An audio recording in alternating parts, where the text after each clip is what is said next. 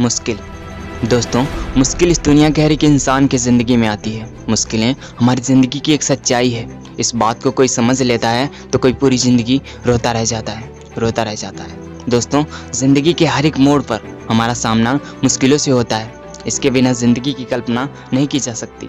अक्सर हमारी ज़िंदगी में मुश्किलें आती हैं और उसके सामने हम पस्त हो जाते हैं। उस समय हमें कुछ नहीं सूझता, क्या गलत है या फिर क्या सही है। हर व्यक्ति का मुश्किलों का देखने का नज़रिया अलग अलग होता है।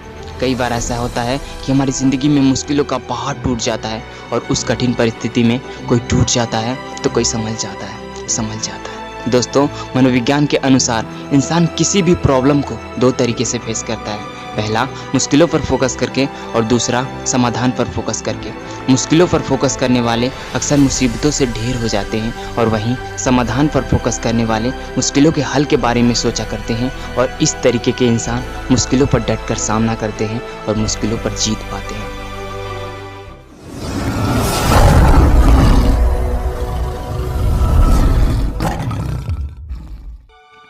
दोस्तों, आज मैं एक ऐसी कहानी शेयर करने वाला हूं जो आपको मुश्किलों से लड़ने के लिए उत्साहित करेगी। तो चलिए शुरू करते हैं।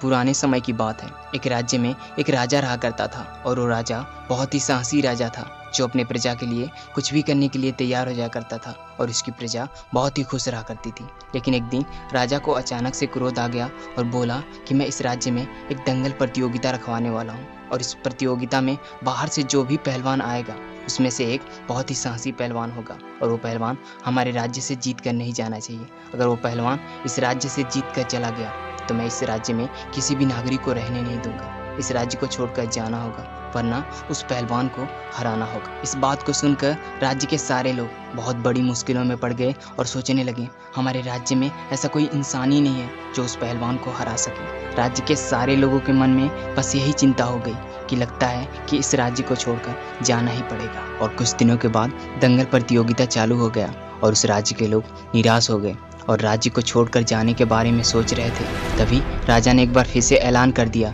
कि अभी भी समय है। अगर इस पहलवान को किसी ने हरा दिया तो इस राज्य के नागरिक अपने राज्य में रह सकते हैं। और तभी राजा की उस बातों को सुनकर युवक ने अपना हाथ उठाकर बोला कि इस पहलवान को मैं हराऊंगा। राजा ने उस युवक को देखकर बोला कि क्या तुम उस पहलवान को हरा पाओगे? युवक ने बोला, मैं अपने राज्य के लिए कुछ भी कर सकता हूँ।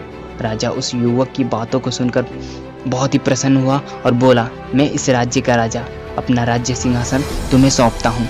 इस बात को सुनकर राज्य के सारे लोग हैरान हो गए कि राजा ने ये क्या बोल दिया।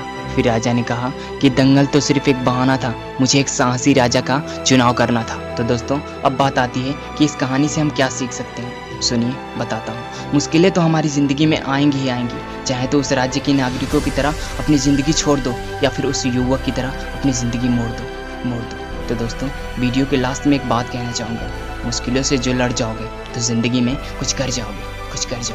अगर आपको वीडियो अच्छी लगी तो चैनल को सब्सक्राइब करके इस वीडियो को हर एक उस इंसान तक शेयर करें जिसको इसकी ज़रूरत है। तो दोस्तों, वीडियो देखने के लिए बहुत बहुत धन्यवाद और मेरे साथ जुड़े रहने के लिए बहुत बहुत धन्यवाद। Signing off Kamlesh Kumar, bye bye, all the best.